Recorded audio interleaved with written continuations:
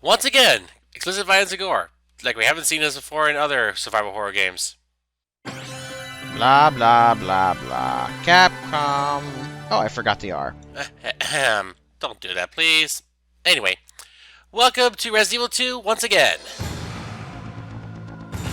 This time, we're playing through the eyes of Leon S. Kennedy. And let's just say, yeah, it's Leon's first day on the job, and it's gonna be, well, it's gonna be hell. It's going to be a bad day. And it's just gonna get worse from there. Oh, yes. Yes. Anyway, I might as well mention, just to get out of the way, RE2 and RE3 actually takes place within the same 72-hour period, more or less. Pretty much, yeah. The first half of RE3 happens first, then we have 2, then we have the second half of 3. Yep, that's pretty much how it works. It'll make more sense once we get to 3. Yep. For now, we have a recap, a very brief recap of what happened in scenario A as Claire managed to rescue Sherry. Girl named Sherry. But of course, Leon was one behind her escape, as we'll find out here in this run. Escape was the lone survivor of the Raccoon City Police Department. The one last survivor of the RPD, other than the remnants of stars. Ain't much left of stars either. Just 4, I think. Well. Anyway. Yep, he's already late for work, and actually turned out to be the biggest mistake, and yet the best mistake of his life.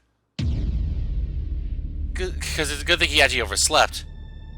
Yeah, because he would have been drunk off his his tush from the welcoming party. Well, that, and, well, he would have died with everyone else in the RPD.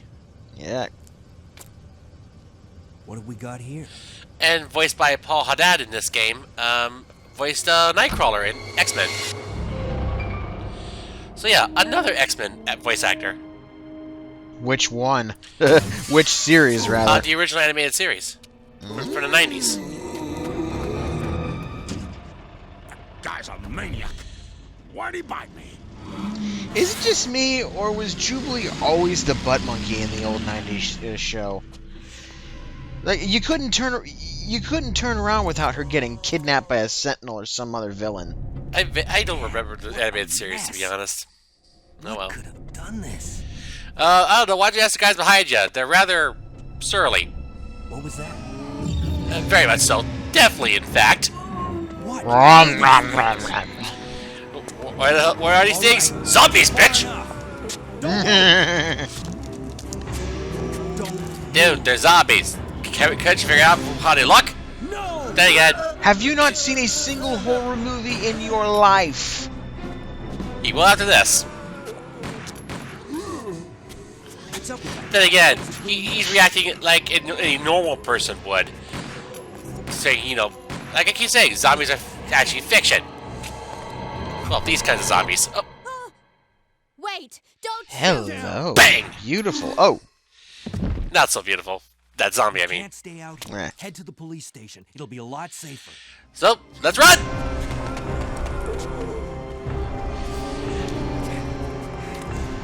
Nom nom nom. We want our chicken, dang it.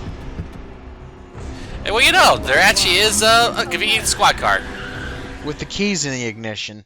I'm not gonna complain. They actually do tend to do that during traffic stops, just in case they need to scramble back in and chase. The radio's Albeit there's a downside to that, someone could break into the squad car and steal it. Yeah. Which has happened On the job. quite a few times. I've seen it. Yeah. Nice to meet you. Mine's Claire. Claire Redfield. I came to find We might as well get into differences. Compared to Claire, Leon has a lot more health. He also starts with a lighter, and his weapon assortment is much more limited. Handgun, shotgun, magnum, just like Chris. Hey, could you open the glove box? Sure. And speaking of guns, There's There's gun her Browning. inside. Better take it with Cops usually keep a full 12 gauge in their gun compartment. well, not here. And this is gonna be a running gag. Leon does not work well with vehicles, whether they're on the ground or in the air. You okay? Seriously, that is going to be a running gag.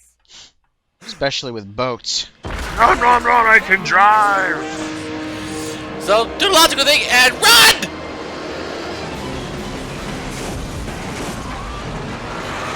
You know, I really hope there is going to be I hope there will be a remake one of these days, but then again, I'm not going to hold my breath. I'm just, you know, Capcom is completely focused on Street Fighter right now. That and Monster Hunter. Monster Hunter is like the only thing keeping them alive. Okay. I suppose. Alright then, time to begin the second half. Well, it's crazy popular.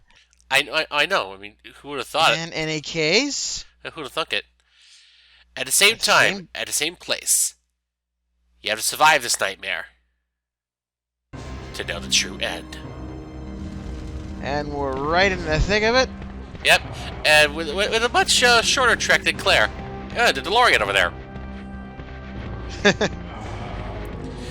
Unfortunately, Leon does not know how to actually operate a time machine like that. Nor is that Also, ever... there was a few notes from a boss theme. Well, it was. Ah, yes, there's a rather recurring motif in many of the tracks in the game. What's what I like about games such as this, having a recurring motif. I mean, if I recall, actually Resident Evil 6 has a recurring motif that is heard in many of the tracks. Anyway. Did you find anybody for that one yet? Not for 2 of the campaigns. For 2 of them, I do. Anyway, we can discuss this off camera. Yeah, we'll see. We'll see. Depends on my mood. Door. Okay, and here we are. We're just about at the rooftop. Pardon me. Gangway, Thank coming that through. zombie wants you bad. Sorry, Leon doesn't swing that way. He does not do necrophilia, and that's just wrong. Yeah, most men like their women with a pulse. Yeah, and I like my choppers, please.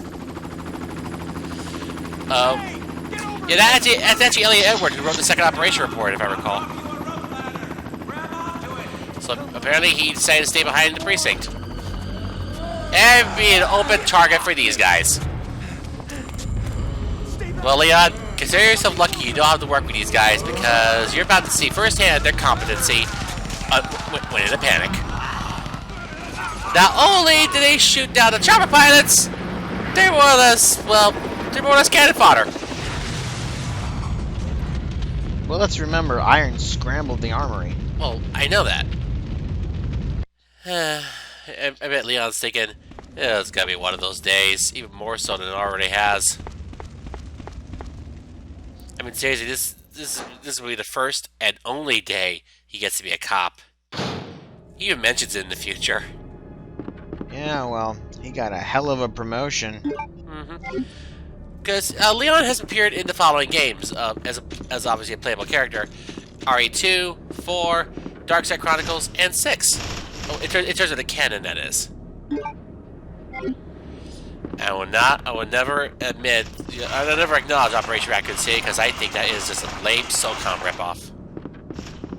Well, it was meant to be alternate continuity. Yeah, and it didn't really fulfill its promise that much. Didn't Leon get whacked in Operation Raccoon? You're given the choice. Who are you playing as again? Members of the Umbrella Security Service. The Delta Team, in fact.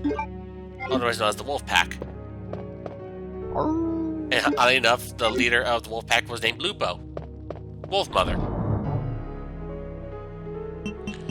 And nope, not using the rocket launcher, as tempting as it is to use. If you want to see hilarious infinite launcher spam, go check out Aizen the Animaniacs run of RA2. After this run. Well, yeah. If you're looking for something more serious, this is the place. Well, serious with still some hints of off-kilter stuff. Because there's people who are very strictly professional, no nonsense. There are those who are just completely unprofessional and just like to talk about random crap that really has nothing to do with the game. I try to go for a balance. I don't know, I was repeating myself. And I can name a couple of Let's Players who have insane numbers of subs and are just completely insane in a good way. I think I know. I think I know who they are. Well, Anyway, oh yeah, past the library doors is, of course, the unicorn medal that's on the wall, but we don't need it as Leon in this run. Nope, Leon does not need a spade key. we don't go to the library to visit Patchy. Not yet. Besides, if we did, she'd summon zombies. Literally, it would summon zombies if we go in there. That's true. If you access the library, the barricades holding the zombies out will be broken, and they'll start respawning regularly. Well, naturally, no, they'll just reinfest the hallways that you had previously cleared. Well, most hallways. And yes, that was a liquor. Yep. I used to be deathly afraid of them.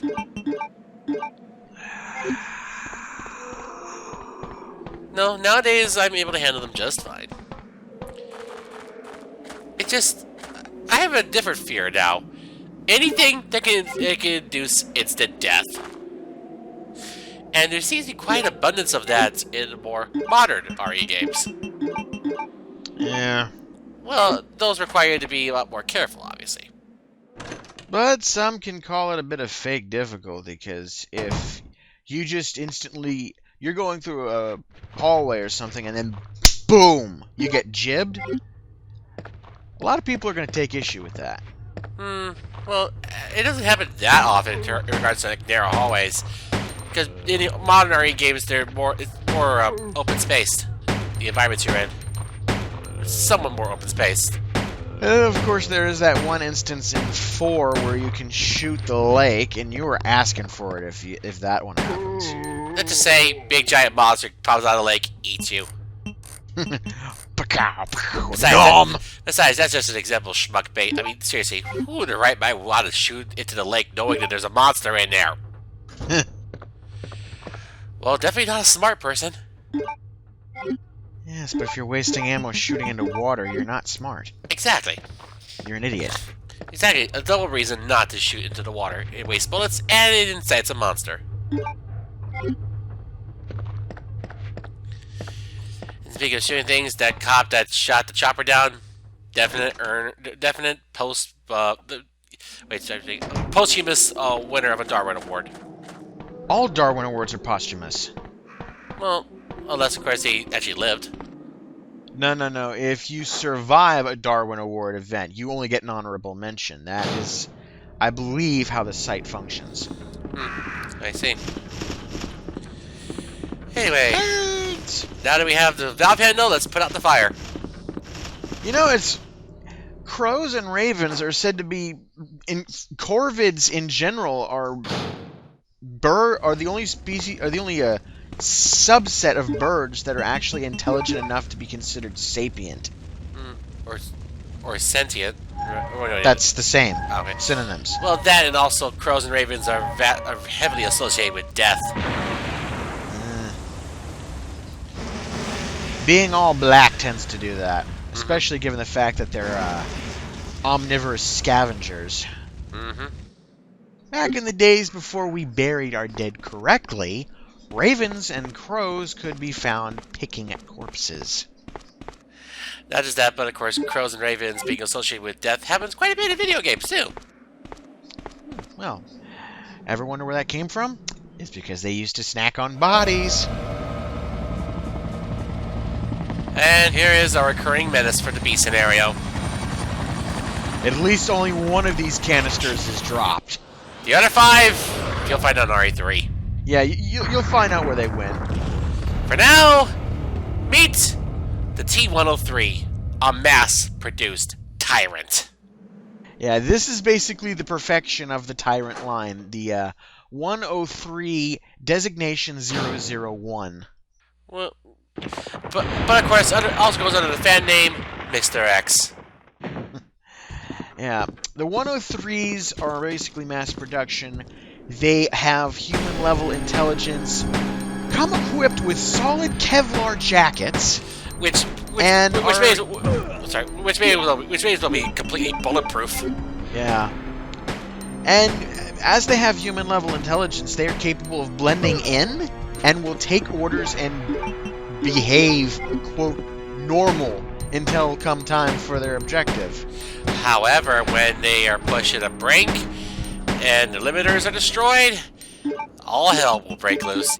Yes, they go into what has been known as an R form, and Hulk out. that's when all bets are off. That's when they berserk and are uncontrollable, and basically even their handlers have to put them down. At which point, only rocket launchers or something of the like will be effective against them. Yeah, you need heavy ordnance, like artillery grade. Oh, yeah, They can regenerate too. yeah, they can regenerate without overclocking.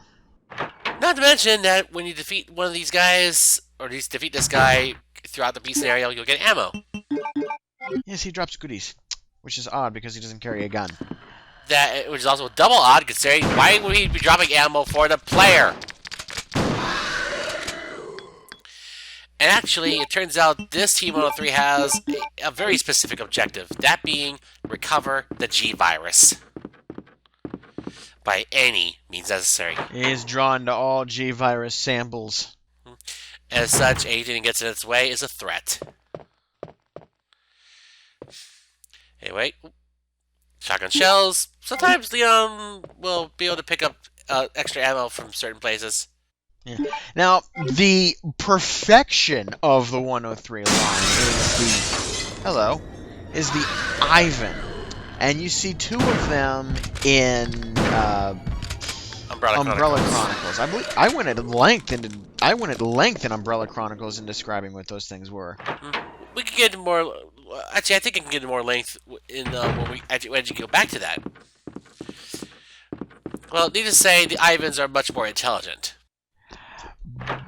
They're basically augmented humans capable of shifting in and out of their overclocked forms at will. But you never get to see that. Yeah, Wesker killed him too fast. Yeah, because obviously, as I've already revealed in HD Remaster, obviously Wesker survives because he is well, technically is the series' big bad. Until 5, anyway. But that's neither here nor there. Because at this point, as far as everyone else knows, Wesker's dead. Yes. When this game was made, the original game's little Easter egg of his corpse being picked at by birds was still canon. Actually, not birds, chimeras. I just got stuck right there for some reason. But in Jill's story in the original game, if Barry's still alive, you'll find him in the power room, Wesker that is, his corpse more or less being beheaded. In fact, that's how he died more or less in the novelization. He actually ended up stumbling into the power room after he got his gun taken from him while he was unconscious, and he more or less got picked off by chimeras slowly but surely until he finally passed away. But of course, that gets subverted later on. Anyway, more zombies. There we go. Sometimes stay down. Whoops.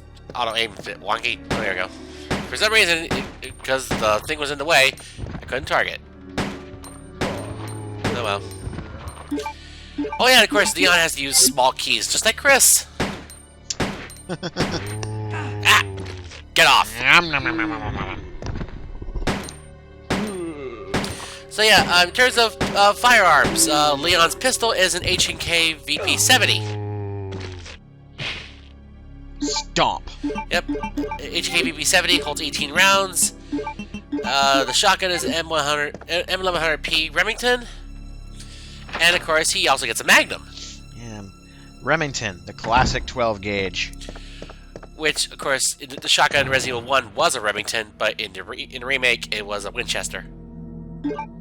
Which oddly fits. Winchester? Yeah. I'm surprised they weren't haunted straight to hell. Well, I'm just saying that I think the choice of making the shotgun a Winchester in the remake was much more fitting.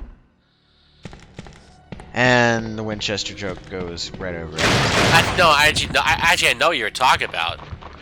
Because it said that anyone killed by Winchester obviously will become a ghost. Well, here's the fun part. All of these dudes are already dead. Oh well, technically they're not completely dead. It's just that the virus more or less overrides their humanity, and every time we put them down, it's a mercy killing. Well, the higher nervous system just completely shuts off. Literally, the only thing that T-virus zombies do is feed.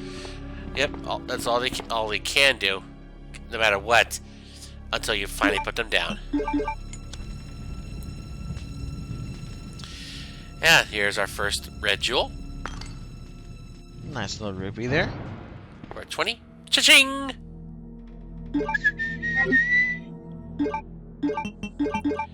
Okie dokie. And obviously the other red jewel is up in that one hallway on the second floor. With statues. Yep. Yeah, pretty much all the puzzles you gotta do all over again. Which doesn't really make sense considering Yeah, that, I was about to say that myself. it doesn't make sense considering we already did them as Claire. But then again, zapping system, not perfect. Albeit then again, if it actually did happen, all the puzzles were solved, we wouldn't exactly have much of a B scenario, would we? No. And besides, You could theorize that Irons is frantically resetting the puzzles. wouldn't make sense if you're playing Leon A and then finding Claire B or whatever. No, actually, no. I'm just saying, that doesn't exactly make sense in the grand scheme of things. Remember, he's full-on guano crazy. Well, that and also, obviously, each scenario is on a disc. Therefore, it just reads from the disc itself. The same layout. Mechanically speaking, that's the reason it goes. But in story, it's possible that Irons is going around resetting things compulsively. Most likely. Oh, by the way, now the door right there, you can't open no matter what. Albeit in the Dark Side Chronicles scenario, you do get to break down the door. By shooting it off. No, its by hinges. just no, by just bashing against the door, kicking it down even.